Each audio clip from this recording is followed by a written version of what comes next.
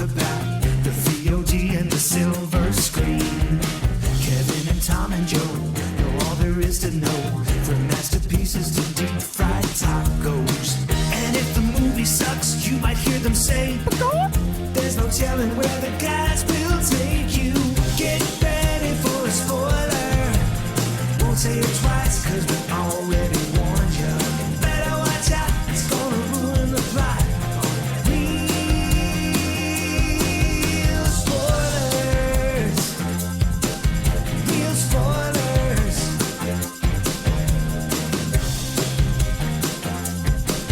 Real spoilers. Broadcasting from the lush but not lavish studios located in the basement of the O'Keefe Institute for Advanced Film Snarkitude, this is Real Spoilers, episode 790, Abigail, the King Diamond Story. That's very good. Okay. That's a heavy metal reference that Kevin doesn't get. That's a deep cut heavy metal reference. I will admit that. No problem. Oh, King Diamond. King Diamond's good stuff. They're the worst. No, really? Oh my God, that guy's voice is so I like irritating to me. They're heavy metal? Yeah. I would. Yeah.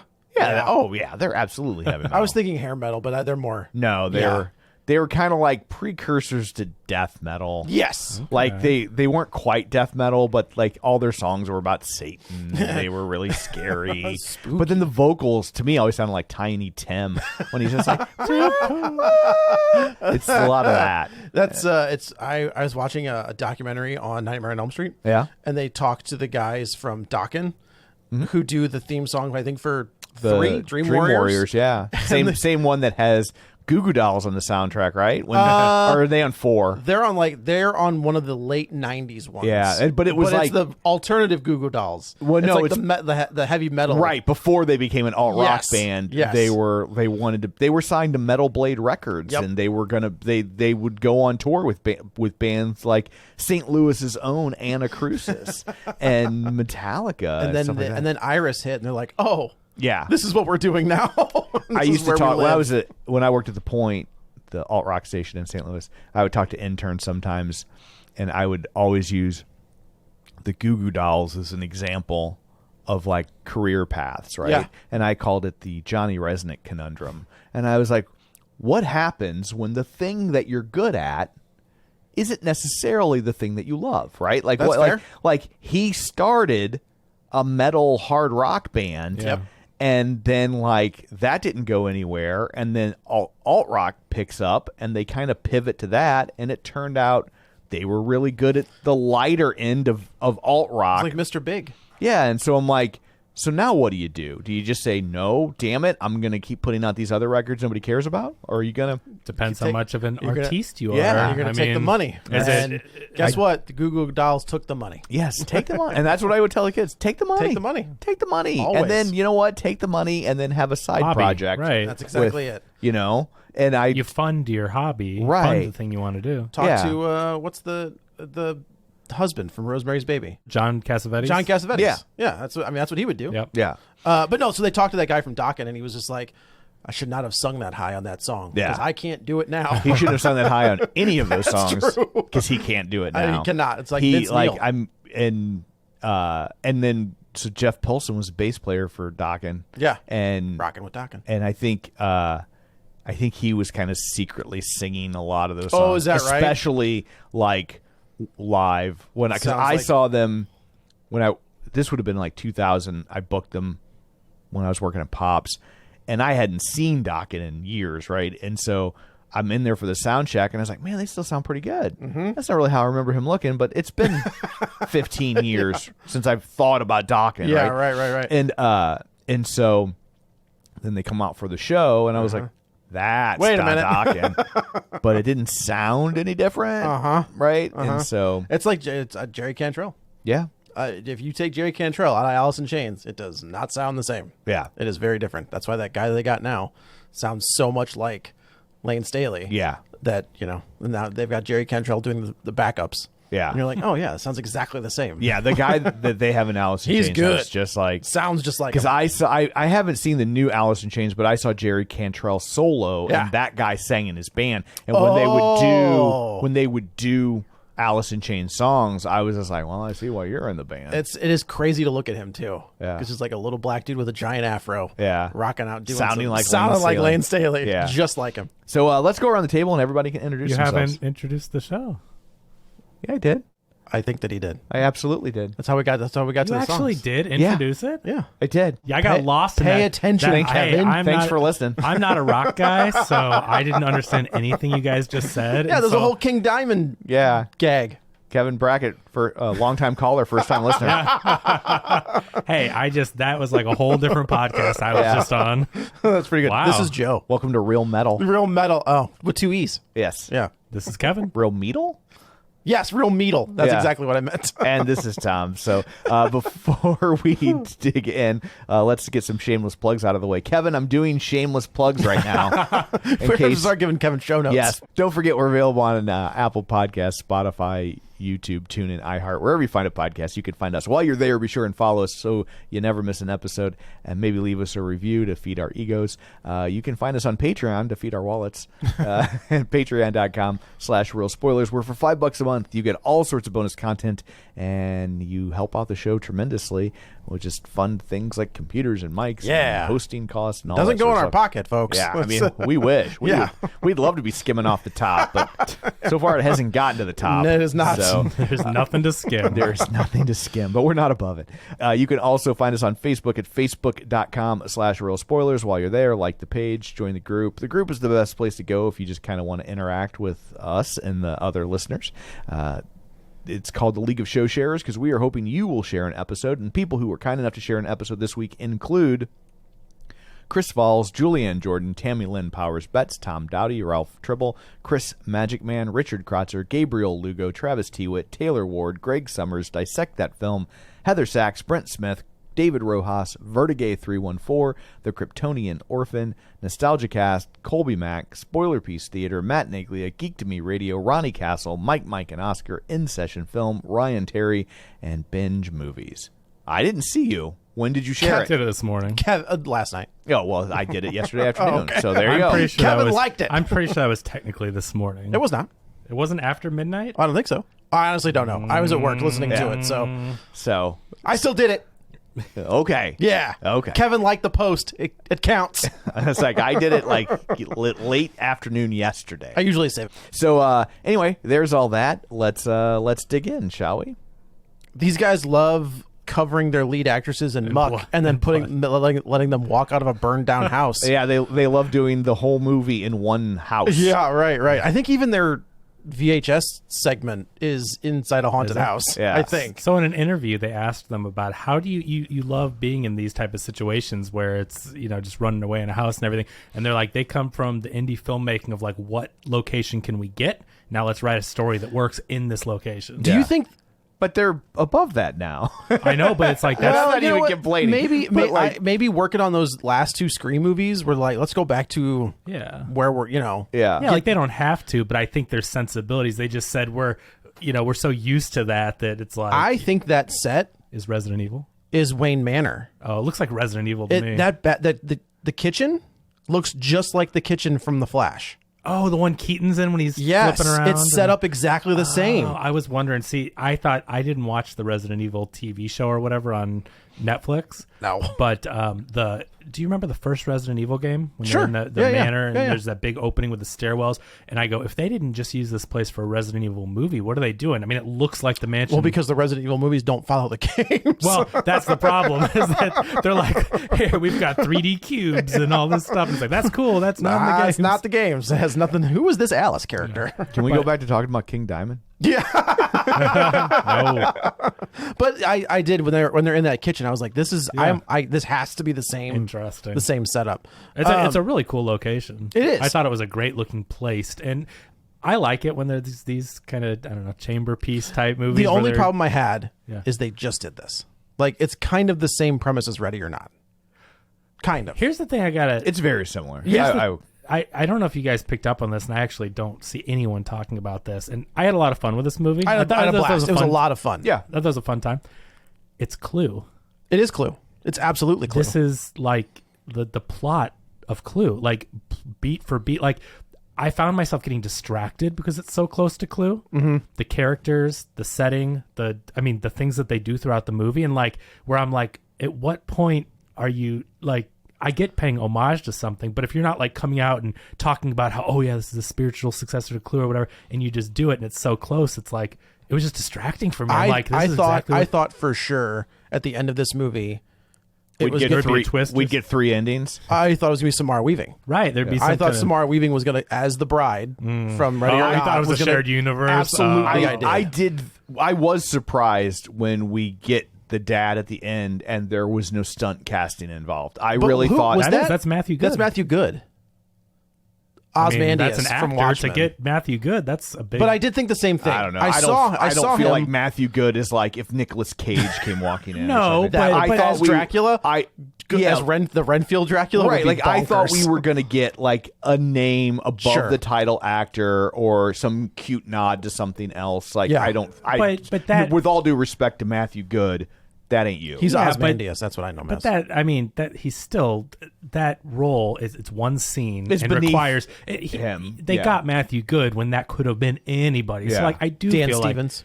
No, but What? like I think if Dan Stevens isn't in this movie, that's Dan Stevens. Oh. You know what I mean? Like I could see that being like a cameo for him. Interesting. But anyway, so I had a lot of fun with this movie, but it was hard for me because okay, here's the premise of Clue. All these people come to a mansion. It all takes place in one mansion. They don't know why they're there. They're there under false pretenses. Mr. Body has them there for a dinner party, but come to find out there's another reason they're there. They say, don't use your real names. Here's some fake names to use. Then all of a sudden someone's saying who the people really are. Someone dies. They're running around trying to figure out who did it. It's also the plot of Murder by Death, though. Like, I mean, this. Yeah. Like, I mean, that wasn't an original plot for Clue either. I know they adapted, sure. And so Yeah. I guess you could say both of them. But then, let's split up into two teams. And that's the comedy with, like Miss Scarlet and Mr. or Colonel Mustard? The butler. Oh, yeah. Yeah. And then it's like Miss Peacock and Colonel Mustard. It's just like the plot of this movie is so similar to Clue, where It it's is like, very similar just to come Clue. out and say I wanted it to be like a reveal, like, oh my God, they're remaking Clue. But now that no one's talking about it, I'm like, well, this just feels weird because I do think that there comes a point where the people that are seeing movie, if my kid sees this movie, she's never seen. She's never no Clue. Exactly. And we did the same things too, because I Yeah. do know that when we would see movies and we'd love them and not know they weren't totally original, but then Tom would be like, "Oh yeah, no, I mean seriously, though, he's done it." Where he goes, "Guys, this is It's whatever." this. So It's this. I get Yeah. it, but there was just something strange, and I love In the the radio neighbor- in the silence, neighborhood? guys. It's what's that? in the neighborhood. Yeah, in the Alamo neighborhood. Oh, That's okay, what it was. And wherever you saw this movie. But I just wanted to get that out there that I left and then I Googled it because I'm like, this is Clue. Okay, Clue's one of the movies I've seen more than anything. Jurassic Park, #1. But I had that Is on that VHS. right? Clue is the one you've seen more than anything. No, one of the ones. Jurassic Park, #1. Okay. But Clue I rented from the video store and I got on VHS and would watch it. I love that movie. So I've seen it so many times where, you've seen Jaws so many times, you're going to pick up on Jaws references, whatever. And so throughout the movie, Godzilla was Jaws. Oh, without question. Yeah. So anyway, I just thought that was really interesting and I kind of wish more people were talking about it. I think it's probably not because it's kind of like they took your kind of classic murder mystery premise, but then did a horror twist on it, right? Yeah. Because Clue has that storyline because it's used so frequently in murder mysteries, the chamber piece murder mysteries. So that story isn't really original to Clue, Right. Like if you make an airplane disaster movie and you're like, it's similar to Airplane, and it's like, well, that's also similar to Airport and Airport Right. 75 Yeah, and right, Airport right. 79, the Concorde, and Well, It's it's just the interesting. Superman, Captain Marvel, all of those. You have this one character from 1938, then you've got all of these. You can look at Supreme or Hyperion, and I'm just rattling off Homelander. There are all these characters that are absolutely derivative of Superman. But they're doing it on purpose. They're doing it to Sure. make a point. It's a commentary. It's a satire. It's I don't know about Captain Marvel probably wasn't on. I mean, it was on purpose. So they're like, we can make Superman, right? We'll just do our own. We'll just do our own. Yeah, that one was just plagiarism. Yeah, right. But anyway, so I wanted to start with that and see if anyone else picked up on that. And listeners, if you've seen Clue and know it and you saw this movie, I just was surprised no one else. I saw one person I searched for, and I think it was Gerald from Two Peas on a Pod movie review podcast, who we follow each other. So I searched for it, and he was the only one who said, and then he's like, this movie takes inspiration from blah, blah, blah, blah, blah, blah, Clue, blah, blah, blah. I loved it. Blah, blah. So he's the only one I saw mentioned. I'm like, how is this possible? Yeah. It is kind of wild to think that, I mean, their audience is probably older folks, not older folks, but people that have seen Clue. I bet these guys, the Radio Silence guys, the writer, guy, what's the guy? These are not, the writers of this are not the Radio Silence guys. Guy Busick. Yeah, they are. The one is. I don't think I interviewed that guy. It's Matt Bettinelli-Olpin and Tyler Gillett. Yep, those are the directors. And those are the directors. And then Guy Busick is a writer. It's one other guy and Guy Busick. Yeah, we should say that if you are on the Patreon, if you go back and search, I did an interview with all of these guys right after Ready or Not came out. So that's out there. And man, I left this movie going, this is similar to Ready or Not. And I'm like, man, Ready or Not's so good. And I also think that hurts this movie. Even though it's fun, but it's like that movie felt so original and so clever. And the other thing too is that, see, Ready or Not relies heavily on the comedy part of it. Like there's a lot of comedy to it. Sure. You know, it's not supernatural, it's people, so they don't have to get as it is absolutely supernatural. Ready or Not? Yeah. Well, okay, I guess they are doing, when you get to the end, it's straight up supernatural. But spoilers I guess for Ready or Not. Maybe monsters and stuff. Sure. But it relies on the comedy, and it just feels more comedy driven, and it works. But this being a vampire movie, I expected it to be scarier, and I didn't think anything about this movie was scary. I think it had good jumps. I think it had some good, like, misdirected jump scares. Did you? I did. I didn't get that from this one. I had a few jump scares, but it didn't. It didn't feel scary. The tone of it, right? Yeah, No. the tone was not scary. I feel like didn't think. the ballerina, and I get that the juxtaposition of the ballerina vampire thing is funny, and I did like the comedy of it and everything, but it was so funny, or more leaned that way, to where I never felt threatened by her. I mean, obviously she was hunting him down, but I didn't feel it. Like, to me, it just didn't feel scary in that way. I think honestly, when it got spoiler, we're just going to jump to it. When the gal from Ant-Man turns into a vampire, I was like, that was creepy. That was very, like, unsettling, the way her face, like, the teeth in the face and all that. Like, that was unsettling. I didn't think Abigail was that spooky, but I thought the other vampire was. Sometimes little kids in horror movies can be really creepy and disconcerting. And I don't know. This kid might be in Scream 7. That she's going to play. Spoilers for Scream 7. They're bringing back Neve Campbell, and they're bringing back. Oh, that's a spoiler. That's all over the place. Well, McDreamy, Patrick. Yeah, Dempsey. Dempsey is coming. So he's. How do you know this? Why do you think that? Because these are rumors. Because the Radio Silence guys reuse people, and they're not doing it. Yeah, but then I think they're using their script. I think they're using some of their. Either way, Neve Campbell's coming back. If you know anything about the Scream franchise, she married the detective in the series.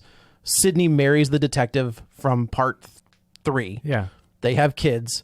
This girl was supposed to be one of their kids. Now that makes sense, since it was them doing it. Right. And, but I don't know if they are going to reuse. Their script probably revolved around people that aren't doing the movie anymore. Remember, they all quit?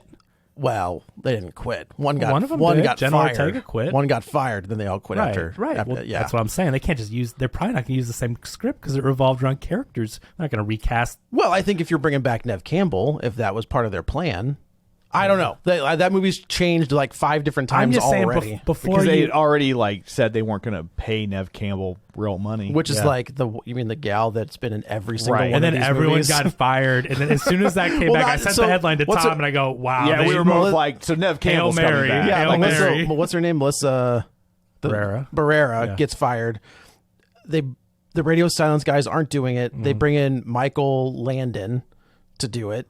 And Bear's like, okay. And then they fire her. From Little House on the Prairie? No, his son, No. Chris Landon. Oh, okay. Isn't that right? Yeah. Chris Landon was going to do it. Yeah, he did. Happy Death Day? Yeah, and The Freaky Friday. Yeah. Freaky. So then they fire, what's her name? And then Jenna Ortega's like, I'm out. And then the Chris Landon's like, I'm out. Oh, it was such a. It was like, and everyone everybody was hated like, it. we're gone. I said, why would you want to do that? If you're Chris Landon and you've made these movies people enjoy, and now everyone's mad at. Right. I would not touch that. No, but yeah, now Nev Campbell's coming back. Patrick Dempsey's coming back. I'm just saying, it's fun to speculate and rumors and stuff, but I don't know that we can say for sure that all those things are happening. What thing? That this little girl's going to be in it? Yeah, I mean, unless you have some inside source and it's breaking news. Nobody has. Anybody that says they have inside sources are full of. I mean, they don't have inside sources. Before the internet, people used to have inside sources and they were trusted, but now it's just like an Cosmic Book News says that. An inside source tells me this. Who's your source? And then James Gunn has to respond to all of them like, you're idiots in the nicest way possible. He's like, if it's not coming from me, don't believe it. He said, oh my gosh. But anyway, so this movie, the people that are in it, it's got a pretty good ensemble cast. It does. You said Melissa Barrera is Joey, Dan Stevens, the year of Dan Stevens. Yeah, Dan Stevens just keeps, that guy's working his butt off. And the year of Kathryn Newton, she was in Lisa Frankenstein. And Ant-Man 3. That's not this year, though. Oh, man. I was just saying this year. Yeah, you're right. But I said it in Lisa Frankenstein, even She's though great. I was not that, I was like, you were wrong on the fine. movie. But she is so charismatic and likable and funny. I think she's great. So yeah, Dan Stevens, Kathryn Newton, Alisha Weir. She played Matilda in that Netflix musical. You probably didn't see it. But the Matilda, the musical, she did the film adaptation. I've seen the stupid that dance. Yes, we can do. Yeah, yeah. I've seen it. I've seen like it set TikTok to moment. I've seen it set to Dracula. It was great. That was cool. That was pretty good. I know. William Catlett, Kevin Durand, who's not Elon Musk. Angus Cloud, rest in peace, from Euphoria. Giancarlo Esposito. Can I tell you that when he got his head cut off, I was like, thank God. Could deal without this character. I think he has he was in an accident or something. That's why he speaks slow. And what? Really? The guy that died from Euphoria? Yeah. Yeah. Well, I think he speaks that way because he has a scar on his head. His character was grating. Yeah. Could not stand it. But I think probably because of the way he talks, but he has like a I condition. guess. He had a condition. Doesn't Rest in now. peace. Well, he's really dead. I know. He suffered minor brain damage after falling into a construction pit in a poorly lit street set in the downtown area of Oakland in 2013. The accident resulted in a scar on the left side of his head. Yeah. Does he sound like that on Euphoria? Yes. Okay. I will say, because I mean, the character on Euphoria is great, and he was fine in this, but I was also like, so this guy does one thing. Right. Yeah, that's what I was going to say. Yeah. I mean, so I think that's how he talks. It's not really. Okay. But anyway. Yeah, that was not an affect. Like, I got you. That is how he... Yeah. It was weird when like Kevin Durand spoke strange and then that character speaks like that and I'm like, does everyone have a weird way of speaking in this movie? But is he French? Kevin Durand does not sound like that in real life. I didn't think he did, but there was a moment where I was like, maybe he just was putting on voices and other things. Yeah, like, it was really he's hilarious. He's one of the best parts of the movie. I always forget how big he is. Yeah, he's huge. He's massive. He's so funny. He was in what Wolverine? The Wolverine. He was the Blob. Yeah. He's really good. I thought he was one of the funniest parts of the movie. His lines and his delivery was great, but just in that opening, what a missed opportunity to not turn him into a terrifying vampire. Oh yeah. But I guess they get that like bodybuilder vampire. Yeah, could you imagine that guy running around as a vampire? That'd be terrifying. I gotta tell you, and it's funny, I didn't tweet it or say it, and I was going to. When we started seeing these trailers 2 months ago. What a misfire on every level. So the reveal be given away, is that what we're talking about? Yeah. So I'm of two minds because because the reveal of Abigail being a vampire comes really late in the movie. It does. It's like 50 or 55 minutes into an hour and 50-minute movie. Just make it a killer in a haunted house and you don't know, and then the reveal in the theater is it's a vampire and it's her, right? But I think that's the thing is that if they hadn't shown you in the trailers it was a vampire movie, nobody would have gone to this movie. I don't know, horror man. people would have. I mean, this movie opened number 2 to Civil War by like 0.1 million. I mean, this movie beat a Guy Ritchie action movie, which is with Henry Cavill. It's really surprising to me. Henry Cavill can't open a movie. Yeah, but it's a Guy Ritchie action. I mean, you saw it. You thought it was pretty fun. Yeah, it was fine. It looked funny. Do you think if you put Henry Cavill's name above the title, do people are like, I'm gonna go see that it's new got Henry? Alan Richardson or whatever. He's popular from Legion right now. Yeah. Another giant man. He looks like a giant. Do you think that? I don't think that he can. Yeah, I don't think he can. Henry either. Cavill. No. Yeah, he really hasn't yet. I mean, Superman was his probably But biggest thing. But he didn't. He's one of those Superman names opened that. I feel like everybody knows the name, Yeah. But I don't know that enough people. I mean, there are certainly people out there who like Henry Cavill. The Witcher. I mean, he's been in some big things. Yeah, I don't doubt that he's a movie star. I bet if he kept being Superman, he'd be huge. If they were good movies, he was Superman, he would have gone to the A-list tier. There's a whole lot of ifs, but yeah. Sure, but you know what I mean? Because he was a really good Superman, writing aside or whatever. I mean, the look. Physically, sure. Yeah. But I think so anyway, but I was surprised. But this movie was number one. I do agree it got a little extra buzz because of the crazy concept. I mean, that's why it's a ballerina vampire. It's so weird. But yeah, I think horror people are turned up for movies. I think if you market it's this hard right, to convey this as a horror movie without revealing that there's a vampire. I think once you say, I feel like the Radio Silence guys have made their bones with Ready or Not and the 2 Scream movies. Like those 2 Scream movies did really well and were fairly well received. In the horror received. community, people would know. Absolutely.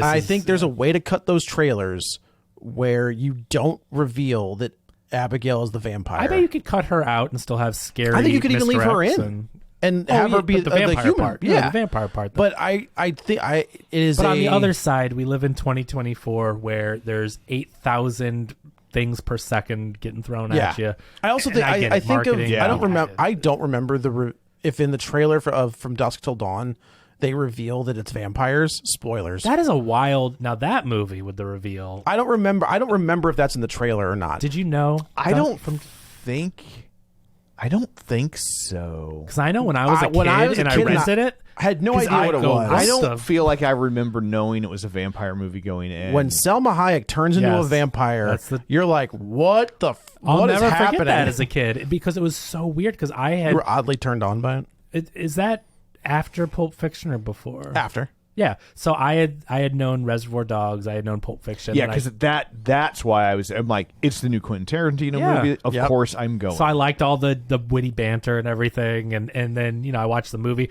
and it turns into that. And as a kid, I couldn't appreciate it because I didn't watch much horror as a kid. Sure. And I was like, what the hell is going on? And so it's a cool thing now, but back then I was so confused as to. It's a crazy reveal. It is crazy. So Bella apparently watched Evil Dead Rise, and I didn't know it. Oh, wow. And she was like, I watched this movie about this woman that gets possessed, and I was like, what?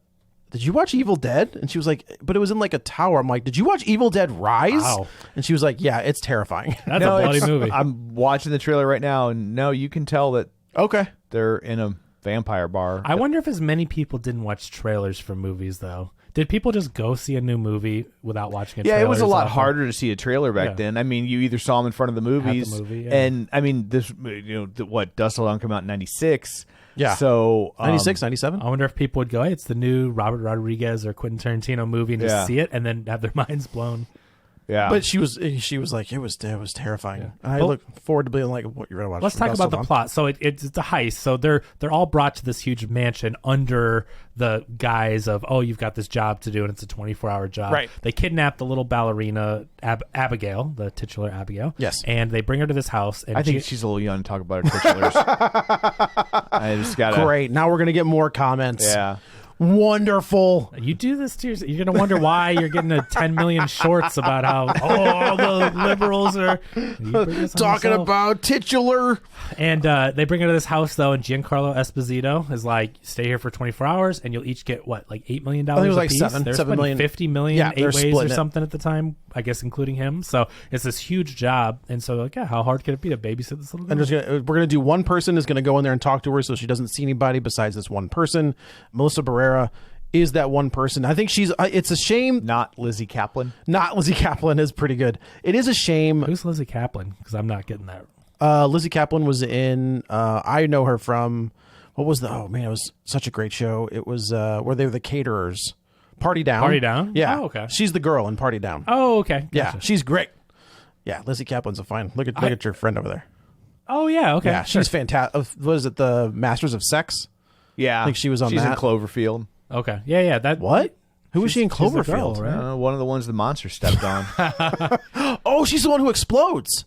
Okay, it's been a long time. That's a good movie. But she's in because she was on that sitcom The Class that I've talked about. Yeah, that's like yeah. John Barenthal and A weird, very strange the cast. guy who would be on Modern Family. It was like this. It was supposed to be their. It was supposed to be CBS's Friends, and it was going to be huge, and then it just wasn't. And then it wasn't. I just like to stop for a second. John who?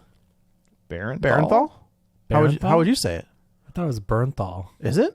I thought it was John Bernthal. The Punisher. Yeah. Yeah. Shane. We'll just call him Shane. Okay. Yeah. I honestly, if you're, I just any opportunity. If you're misspeaking a name, give me some. I think he's John. He's like I've been Spell waiting. that name. I've been waiting 11 years for this. Look up that name. See how it's spelled. I don't think it's Barenthal. I think it's Bernthal. The Barenthal Bears. Yeah. Yeah. Oh yeah, that is what their real name was. real name. Actually, that's the Yeah, Mandela effect. Is right, actually right. it's the Barenthal Bears. Yeah. So she, and she does kind of have the way I thought this was going to go.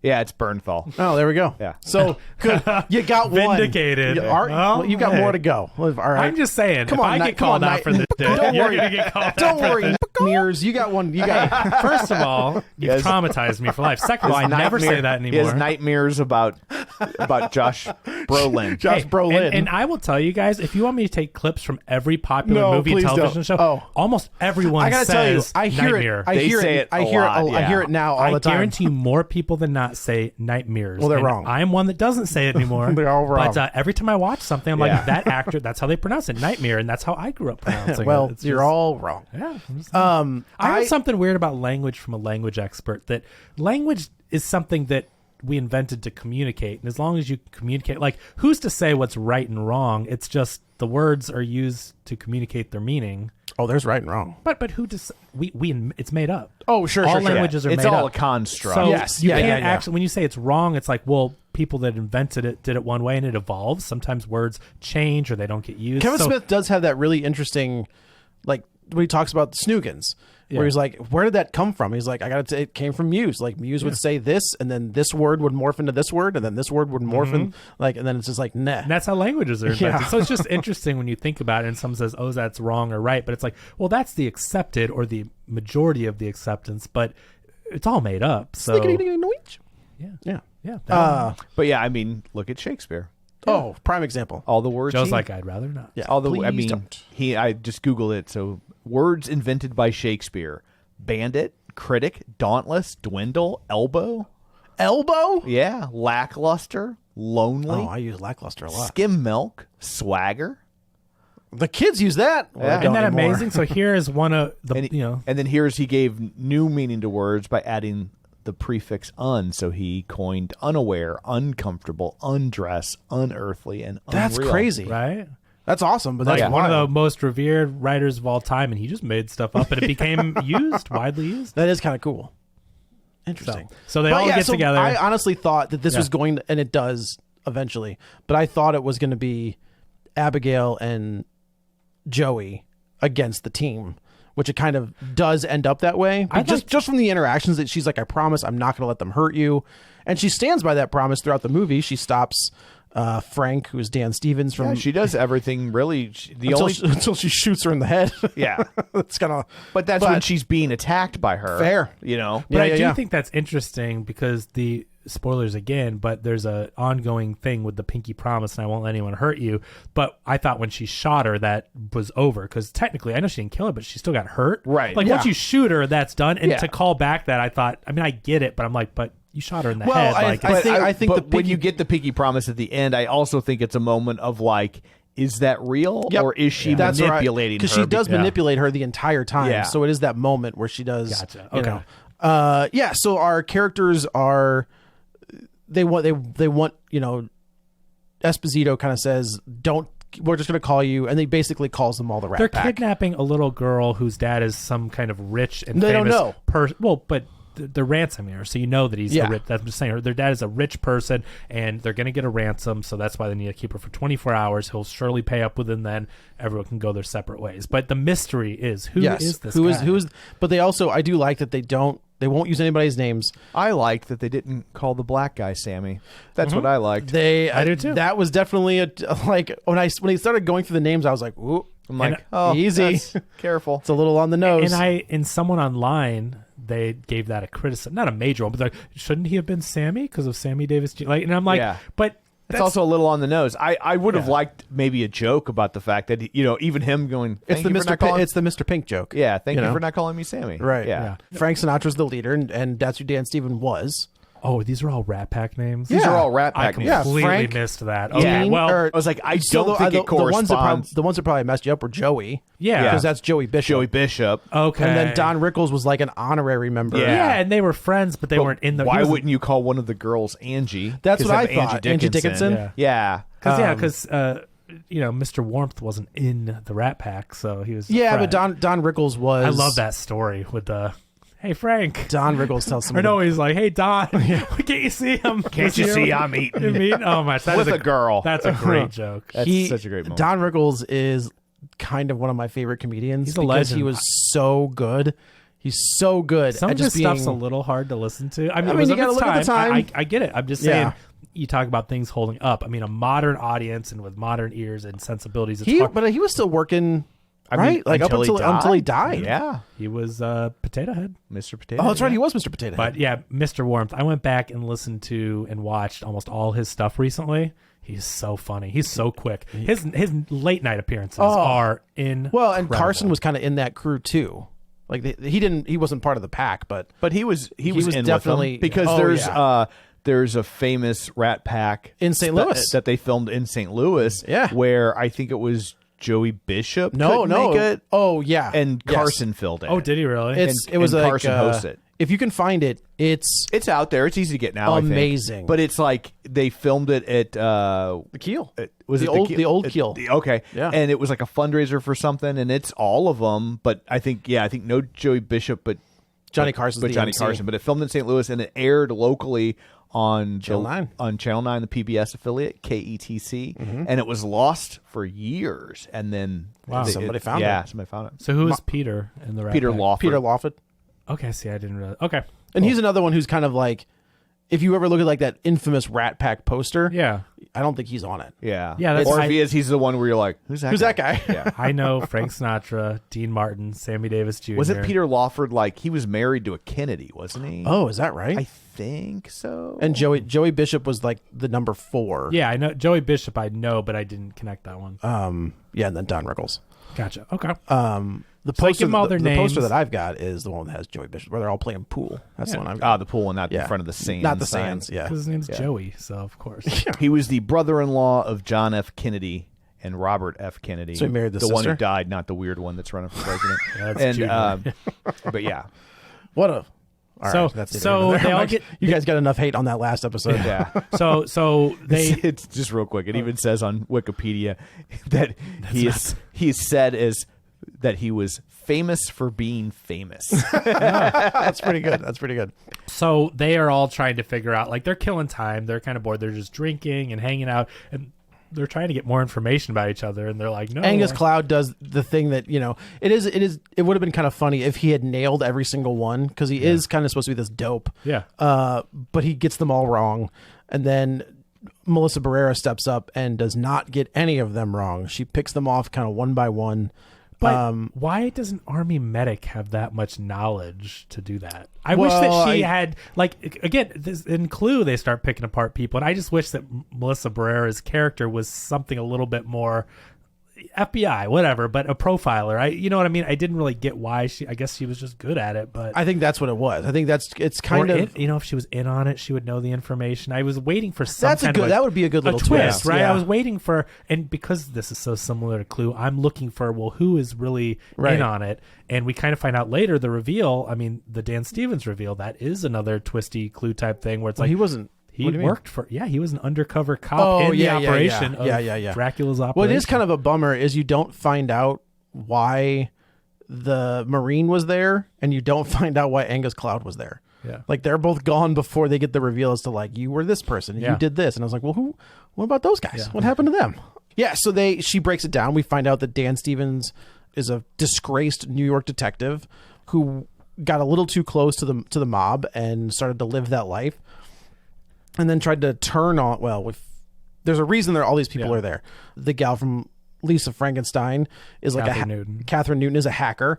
Angus Cloud is the wheelman. Oh, sorry. Yeah, he's the wheel. Kevin Durand is the muscle, Mm-hmm. and then you've got the sniper who is the other guy. Yeah. And she says Semper Fi. well, I do like that he's like, don't. She's like, all right, I'll just say leave it. Semper Fi. And that's good enough. And I do like, and even there's a romantic tension between those two. And I was like, are they Which ones? Melissa Barrera and the Marine? When they kind of team up, yeah. And then I also saw it was Kevin Durand and Kathryn Newton. It was Kathryn Newton and Angus Cloud at first, and then Oh, it was not. It was Angus Cloud. Well, Kathryn yeah, but he Newton was wanted firing nothing her. to do Well, with in the it. beginning, I thought she was kind of, it was just kind of a flirty thing, and then it became nothing later. But then it was like the Kevin Durand. And Yeah. I like their relationship because they're both really funny. I thought in this movie those two were. He's also Kevin Durand. I think is one of those guys that you recognize him, but you don't realize how funny he is because he's usually kind of plays this character. So he started as a stand-up. Is that right? That's why he's so funny. Oh, that makes sense. You know, the comedic timing makes sense. He went on tour and was, opening for stand-ups and everything. So I don't think he never ever made it that big in the stand-up world, but he was touring with other people and doing that thing and became an actor. So. That is, it's almost like the who's the guy that got Matt Rife? Yeah, where it's like too good looking to be. That's a name I haven't heard in a long time. He There's really fell off. Didn't he? There's a reason. He just had a Netflix special out, did he? That's He did, what, but that's that's what when got he him in a fell lot of off. trouble. But it's like you're too pretty to be a stand-up comedian. Like, you got to look a certain way. Yeah, but that's why his audience was correct. 85% female. Yes, that's right. So, and things are going fairly easy, right? Like they kind of say all the characters kind of go their separate ways. They're just killing time. But Melissa Barrera checks in on the little girl. Right. And she does the thing, I'm scared. Can you take the blindfold off? Okay. And then Melissa Barrera says, are the handcuffs hurting you? I'll take those off. Which, again, we know from the trailers, Don't do which that. sucks, though, right? Because if we didn't know, we'll just say and there was danger there. Yeah. That would have been great. It would have been like, oh, okay, I take Of off. course, She's nice. She's And, an 8-year-old girl. No danger. Yeah, none whatsoever. But she's playing her. She's playing Melissa Barrera, and we learn later why and how. But, Right. But she's getting information, and, Yes. and it's like, what's your real name? And I can't tell you that. Do you have a kid? Okay, what's his name? And starting to get all this info. And then so she leaves, and then Dan Stevens kind of sneaks up there, doesn't realize that her blindfold is off. Well, because Melissa Barrera says to Dan Stevens, her dad's someone. She wanted to tell me, I didn't ask. Yeah, And then yeah. so he's just like, whatever, no information. But then he sneaks off and is like, who? Well, he freaks out because didn't know she didn't have a blindfold. But then he's like, who is your dad? Tell me he's got a gun at her. And Right. And we find out that her dad is this like mythical crime boss, and to the point where even Dan Stevens is like, I'm done. Like, no thank you. I want nothing to do with this. Let's get out of here. Some of them don't even believe it's a real person. Yeah. Right. Right. But And Dan Stevens used to work in his operations, so he it's knows. like, well, I do like that little semi-reveal where they talk about the lieutenants in his organization and they were murdered. And in grisly ways. yes, and then they're like, "Oh, that's not true." And I do like the Dan Stevens is like, "Bull," like that is absolutely true. Yeah. We get this little moment between Kathryn Newton and Angus Cloud where he's still trying to fire on her. Well, and he's surprised her. He scares her. yeah, He puts on a creepy mask. that was a good jump scare That was because you don't see him. the only jump scare I really remember. But You know, it was a good one. And then he walks away. He's walking into Bruce Wayne's kitchen apparently. And this is where you kind of hear a noise, but this you don't reminded really... me of Evil Dead when doesn't Ash get dragged down the stairs or something? Whenever the monster's on the stairs, or Maybe whatever. when he's into the basement, Or at least I think it's creepy going into a basement down a stair. Just in a house that you don't in a know. creepy, that is one of the scariest. It's that you don't know. It's the darkness. I also hate like the one thing that I do is like, and it's probably honestly it's from Evil Dead is wooden stairs. That's what but it's just specifically what I'm talking it's about. just Yep. it's just wood. They could be under there grabbing you with a hand. It's just the vertical. And no, thank you. I remember my sister one of her houses when she was in college. She had this house in Columbia that had it had a basement, but there was no concrete. Yeah. It was just dirt. And I was like, are you crazy? I'm not going down there. There's no way. She's like, go check it out. I was Where like, they bury the bodies. yeah, right. I was like, no, I'm not going down there. And I would not go down there. Well, he goes down there. He goes down there, and then there's a sound like you hear A off rat, right? He sees a rat. Yeah, he sees a rat, and then pack of them. you hear Named And I do like that Frank and- Kevin Durant's like, oh, like the Rat Pack. Yeah. You hear the rat get smushed, and then we see Angus Cloud get pulled away. 'Cause that's a Dracula thing, right? Sometimes he has to eat rats like on the ship and stuff So to it keep was himself alive. more like Renfield. Like Renfield was forced to eat like bugs and rats. Okay. I thought, but don't they talk about it in Interview the Vampire? I thought it was a vampire thing where sometimes they have to drink the blood of rats, or they didn't want to. One vampire that didn't want to drink human blood. I think I think it's the equivalent of like if we ate bugs to stay alive. Oh, like, sure. You can do it. Oh, maybe that is Brad Pitt. Maybe that's Brad Pitt that does that. because he was not killing people, so he was eating. Don't we see it in that that ship movie? Last Voyage of the Demeter? Probably. There we go. Yeah. I think Lestat is like, what are you doing? Like, eat some real people. Like, no. Brad Pitt did not want to kill humans, so he was eating rats. That ending sequence. He's a vegan. When he jumps out at the Christian car. Slater. Yeah, that's good. It's great, stuff. right? That's great. But I'm thinking these guys are pulling different homages. And I'm thinking the rat thing. That could have been. You hear the noise of her killing it. Yeah. Probably. So Kathryn Newton comes downstairs. She sees Angus like sitting in a chair, but a pretty good gag where his head just like falls backwards. I like that she put it back on him to mess with them, right? Like it's decapitated, but it's actually sitting on his shoulders. Yes. Everybody shows up, and now we start to get. Everybody looks at the wound on Angus Cloud, and they start talking about this mythical hitman that Abigail's dad has employed. And even Melissa Barrera is like, "You can tell me that's not the same? Like it's not the same thing?" And I like how they're like to Kathryn Newton. They're like, "Why were you down here?" And she looks at him. She's like, "You think I did this? Look at me. You think I could do that?"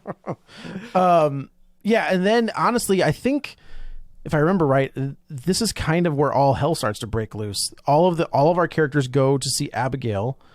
They're all in the room together, and they're freaking out. And Kathryn Newton has a great line where all of our main characters are arguing. I think before that, the Marine dies. I think before they all go in you're there, totally right. They split up. Melissa Barrera is with him, and he's like, "Hey, we're gonna watch each other's back because they're both military." She was like an army medic. He's the Marine, and so he's like, you know what it is? All of the house shuts down when they're like, "That's it, we're out of here." They go to like get out, because and it's daytime. It's right. So all the windows get locked. Everything gets locked up, so no light can come in. Correct. Because light is very dangerous to these. It's not like you're smoking and catch on fire. The other thing about radio silence is they love blowing people up. They combust when they hit it with light. We find out later. So he's walking away. The Marine and you hear a sound, and then Melissa Barrera turns around, and you just see his body. Like his body's just there, and she kind of like the camera pans around, and like half of his face is gone. Good effects. Yeah. I will say these guys do love their practical effects with blood and messes and gore.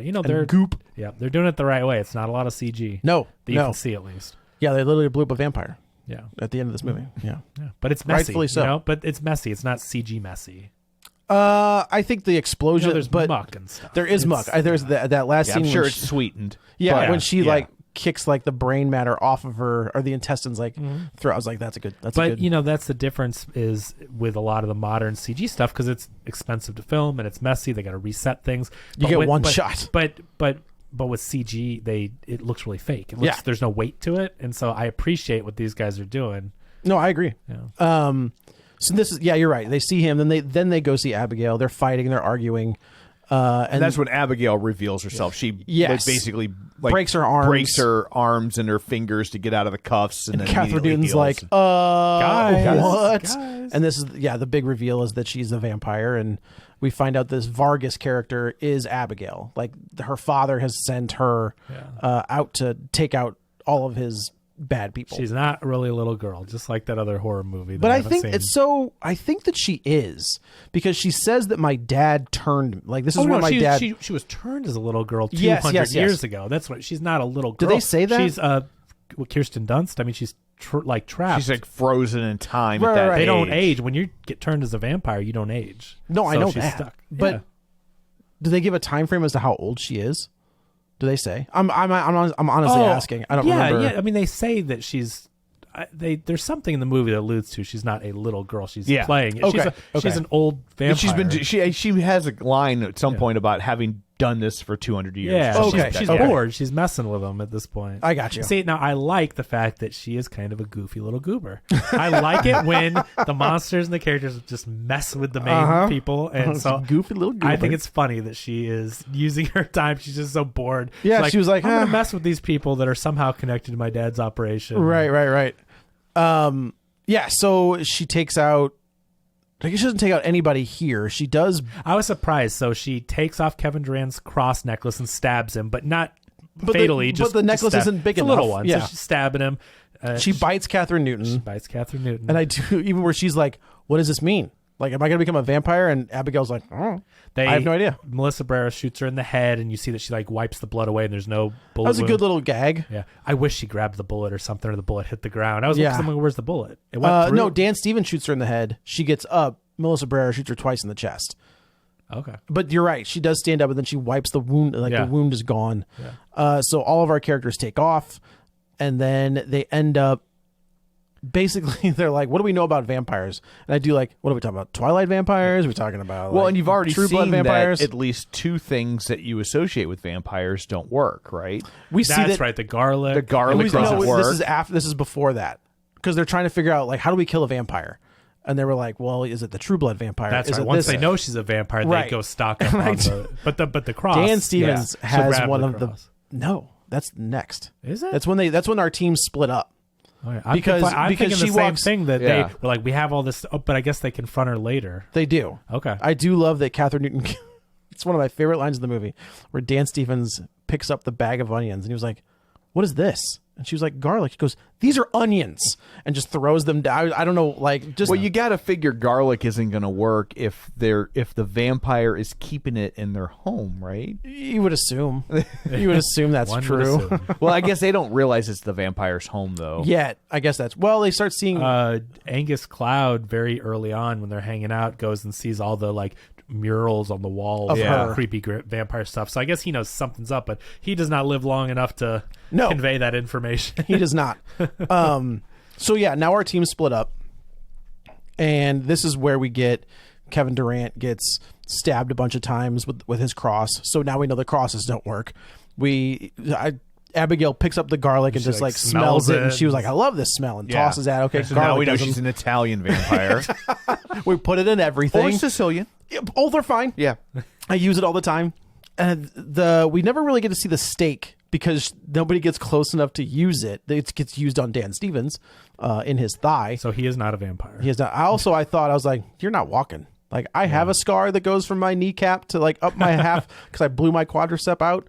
Brother, you are yeah. hobbling. The guy that got stabbed in the chest multiple times had to carry him down the stairs. Yeah, that's So- true. Yeah, right. So we know that we don't know what's going to hurt her because bullets aren't working, crosses aren't working, garlic's not working. She's too I wish fast. there had been more discussion about, like, they never really seemed to doubt that the wooden stakes would work. Sure. And I was like, shouldn't you have some sort of conversation about, will this actually work? Because they just tried two very famous things and neither of them worked. It's a running gag in the Monster Squad. They're trying to figure out what kills a vampire. I tried to block that out. You should. It's great. And I was very successful. So- until just now. Melissa Barrera basically says what did work was when I tranquilized her, and they're like, "Well, she's been messing with us this whole time," and she's like, "She's a medic," and says, "No, her heart rate went down. I know that worked. So you guys need to distract her long enough for me to get the tranquilizer." Right. So in that time frame, they all kind of meet back up in this middle, I don't know, like foyer, I guess is what you could call it. And this is where we get an idea of how strong Kevin Durand is, because he kind of like tackles her, and he's the only one that's able to hold her down. The vial has been knocked away, so she's got to, do the little. I can't reach it with my tippy fingers.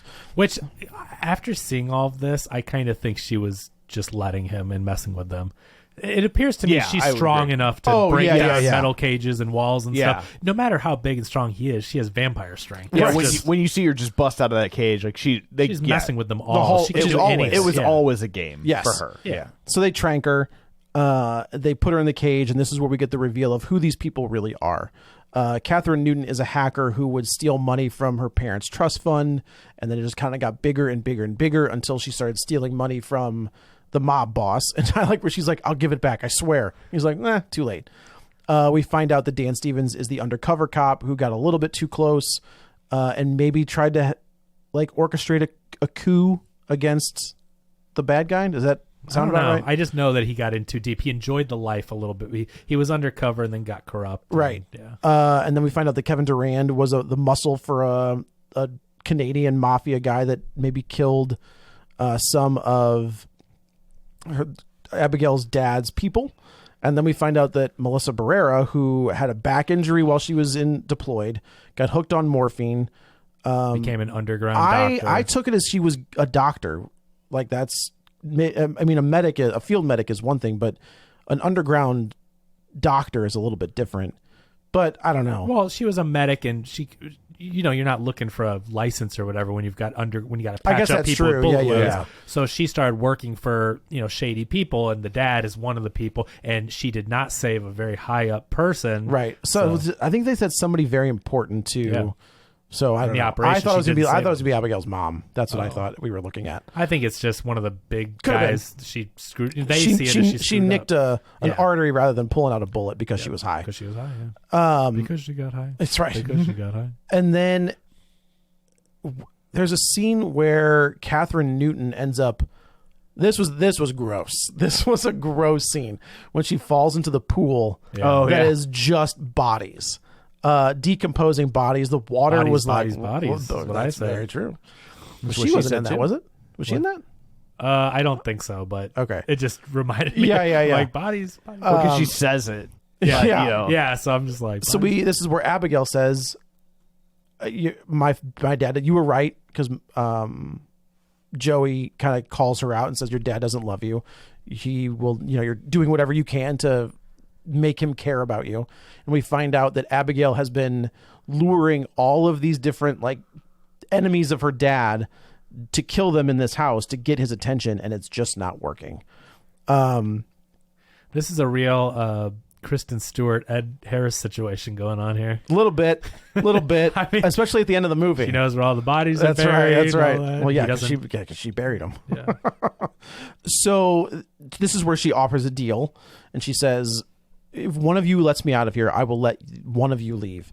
So Kevin Durand's like, "I'm doing it." And this is a great, I like this scene too, where she's like, "Don't touch that lever or I'm going to shoot you." Yeah, Melissa Barrera. And he's like, "I don't have a choice." And she was like, "I'm telling you." And he goes and she shoots him like in the side. Doesn't hurt him, like doesn't want to kill him. I've been shot. She's like, "I grazed you. Like, come here. Let me go patch you. Yeah, right. And then he says, "I'm like, getting shot hurts." Like he's very funny little lines in this movie. He's like such a big, lovable, a goober. Yeah, he's great. So now Abigail kind of corners Dan Stevens and says, "Look, they're left alone. So I will let you out of here, but you have to, I'll tell you where the secret passageway is. Then you got to let me out." She tells him. He's like, "Oh, I'm not telling you anything." And she's like, "Of course you're not." And she busts the door down and kind of leaves on her own. Our characters end up in a library. She tells them to look for what is it? There was the book. It was an Agatha Christie. And then there were none. Which I don't think would have been called that. I was thinking the same thing. It's that book would not have been called that. Was like, that they had to change the title. They changed the title of because it was offensive, and then they changed it to a new offensive title and had to change it again. Right. So they're in this room, and is this where Abigail gets her arm blown off?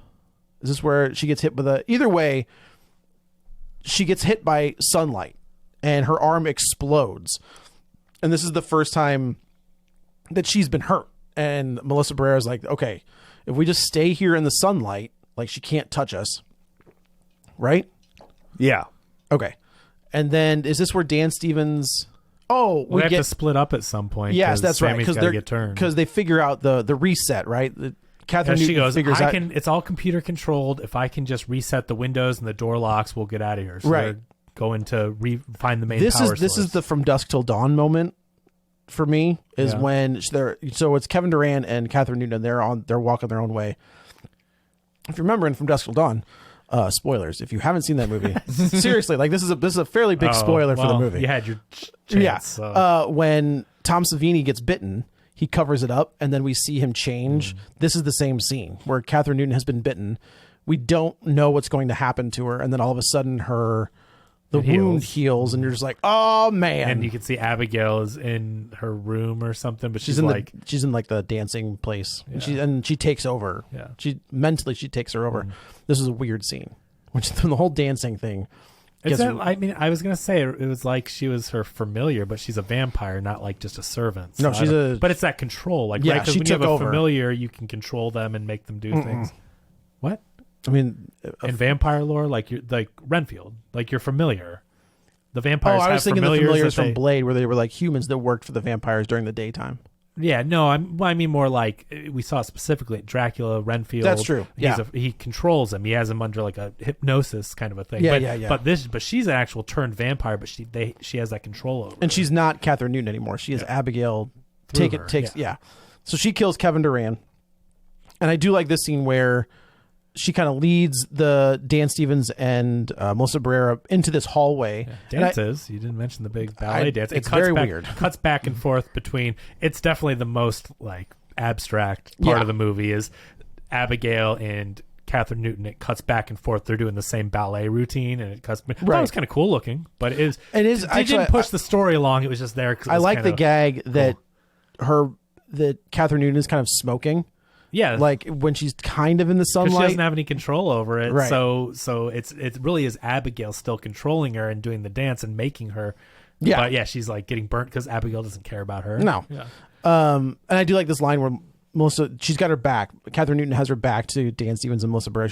She's like, Melissa Barrera kind of says, "Come to us," and she was like, no, I don't think so. And she turns around and we get I think her vampire makeup was really good. Crazy scary. It was very good. I thought she did a great job as like the evil, scary vampire. Yeah. I thought she was more threatening, but maybe it's just because the other one's a little girl. Right. But she did a good job. So they trick her into going into sunlight. This is where we get the first look of like what will really happen when you go into the sunlight. You literally explode. Is it she holds up the mirror? That tray, the Chekhov's tray? Yes. And she explodes, which I thought was like, oh, like that's a lot. Then we find the doorway. A secret doorway opens up.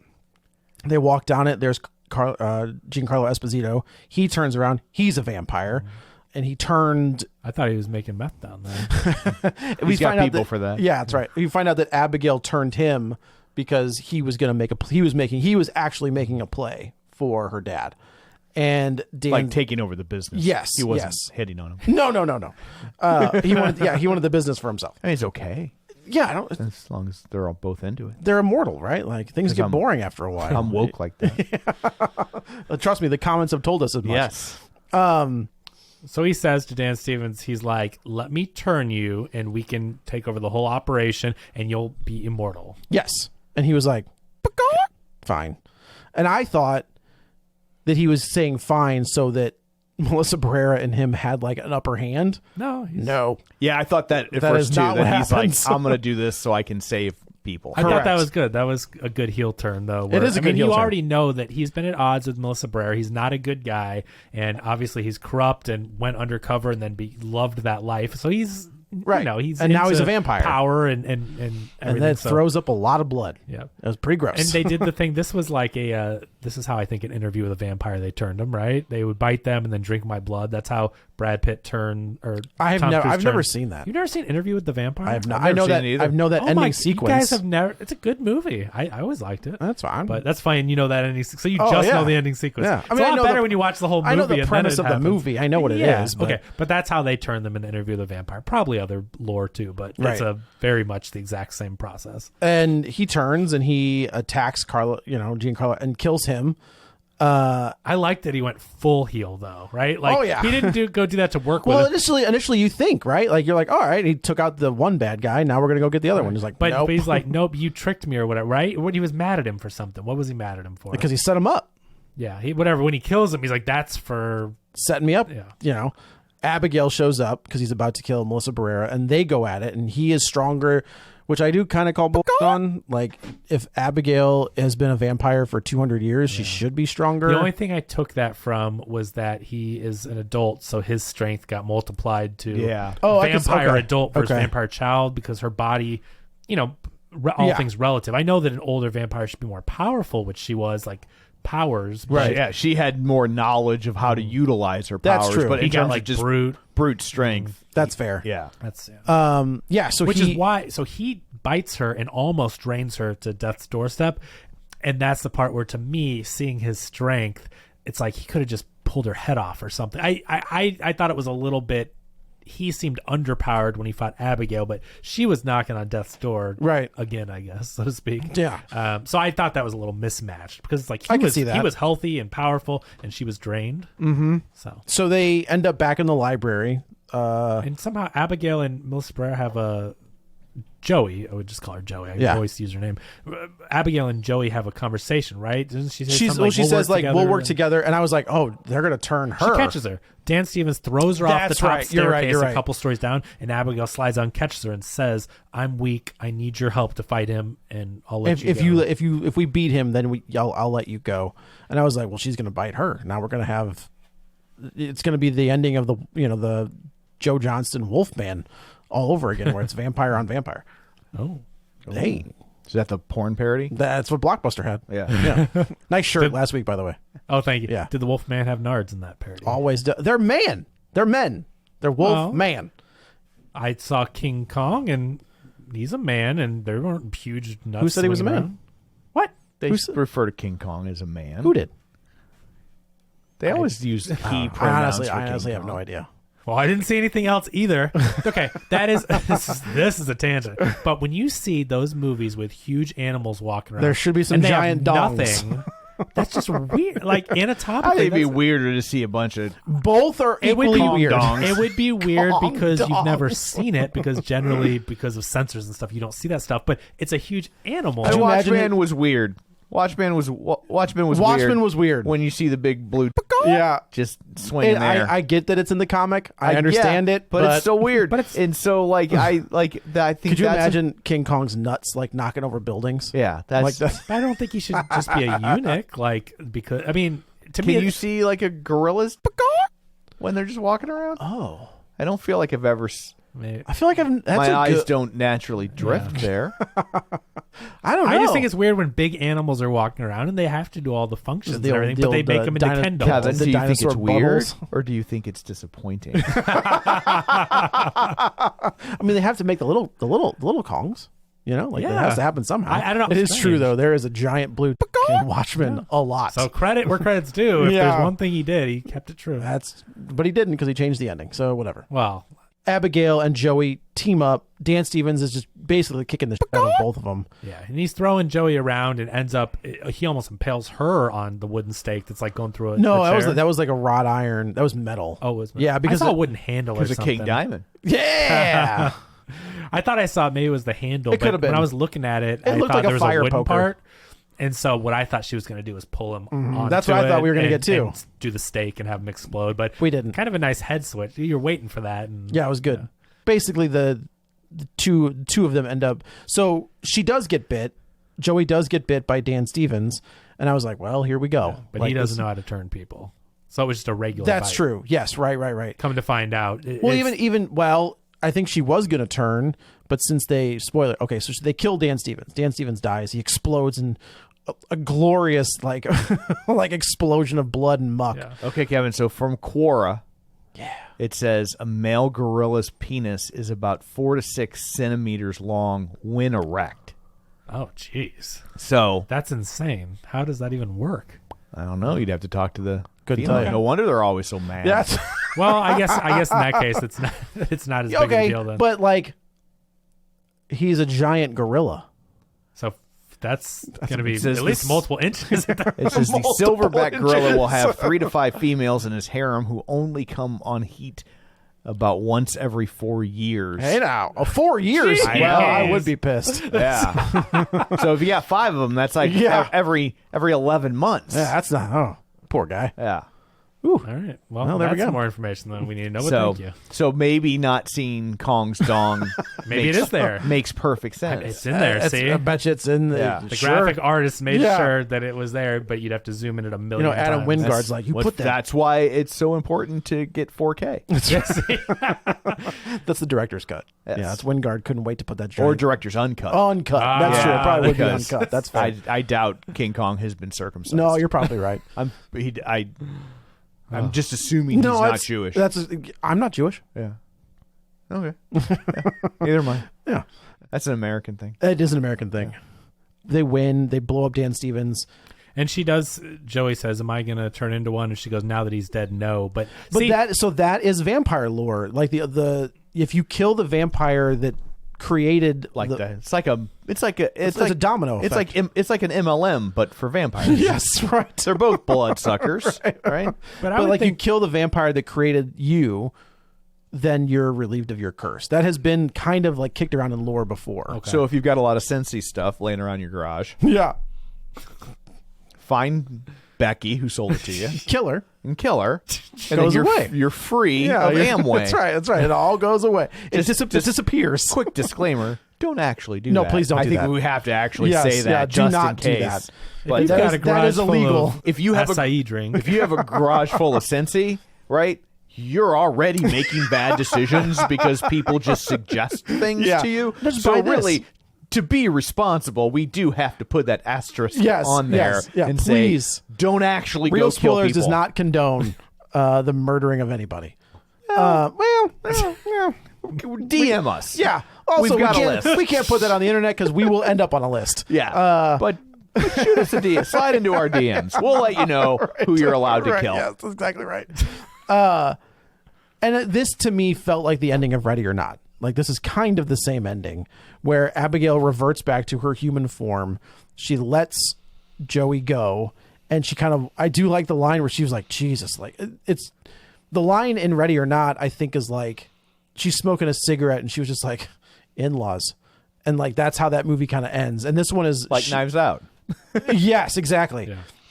And this one, I think Melissa Barrera is just like, good Lord. Well, and just no, but walks that's out and- why you didn't. Dracula showed up. I mean, there's a huge part that you missed. She's like, okay, you're free to go now, and she goes to the door, and all of a sudden, boom! But it kicks open and there's It's Dracula. Matthew Good, the biggest stunt casting to ever happen on film. The biggest movie star in the world. Yeah, The most recognizable sports figure. man, that didn't age well, did it? Hey. I mean, she's around, but didn't quite hold up. In that moment of time, it was accurate. I'm just saying. And now it is not. She was going to star in Roadhouse. She was. And then she lost that fight. Yeah. And they were like, never mind. Nah. We'll get the other guy. We'll wait for a new technology to be invented before we make that movie. That movie's so bad. We'll wait for the star of Sunday in the Park with George to come and do it. He'll be a better athlete than Ronda Rousey. I cannot believe how bad that movie is. I want to see it. That's I'm gonna fine. Watch it. It's I bad. haven't watched it, and I don't think I will. It's bad. Ripley was really good on Netflix. I like that. What's that? I didn't realize that was a talented Oh. Mr. Ripley. Yeah. Is it a remake? Adaptation? No, adaptation of the book. Yeah. of Oh, the book. okay. Yeah. I thought it was an alien thing at first. Every time I hear Ripley, Yeah. and it's just That's called Ripley. That's coming in the Yeah. summer. But I kept thinking it was some kind Oh, of, they're yeah. doing an alien No, it's spin-off, a whatever. talented Mr. But Ripley. Yeah. then I was like, oh, okay. Yeah, That was really Romulus, good. right? I heard I it was liked really it. good. It's all Yeah. black and white. Yeah, I wish it was in color because the scenery's so nice. It would have been nice to see in color. Yeah, they fair. could have at least maybe like flash different, Something, used yeah. it differently. But anyway, But anyway, I like this movie. This was fun. I again, these guys are really good at blending the horror. I think she walks away and says, "What the?" I think you might be right. And she Yeah. gets in the van and then drives away. Yeah. I just puts a lollipop in a broken one. She's got a candy addiction. Yeah, she's got a candy thing, and she Well, like I- finds one final piece of candy. Yeah, I don't think it's not a candy addiction. Like it's a drug addiction. Well, she's addicted to candy. But she she's like really replacing it with. Yes. Yeah, supplementing, Constantly supplementing yes. candy. Yes. Yeah, supplementing.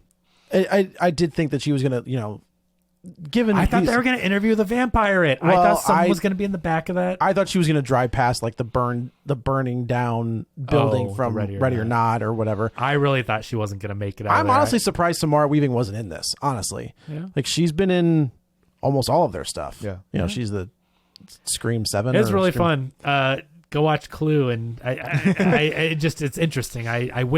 I kind of wish it weren't so similar, so that it Sure. wouldn't have distracted me the whole time from how close it is. And I love that movie, and I really like these creatives, and so it's just a weird thing that I had. Yeah, no, I do think that these guys have figured out the blend of horror comedy, Yeah. kind of like Edgar Wright did with Shaun of the Dead. That's a really good comparison. Yeah, which is not an easy thing to do. But No. I think this is very fun. It's a blast in the theater. It got some really good reactions. I saw it at Draft House, of course, but the theater was packed.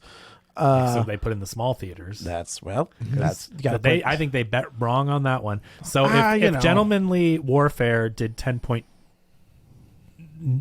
or whatever, did like 10, and this did 10.1, this beat it, and Yeah. then was just barely under Civil War. If they put this on the big screens, we could fit more people. Like, I honestly think they, maybe chose wrong. Yeah, it's a what are you gonna do, right? Because the theaters were 1/10 the size, so if they could have this- packed them. Yeah, I think the smaller theaters are like 7 rows, 8 rows, I think. But yeah, it's a blast in the theater. I highly recommend it. Yeah.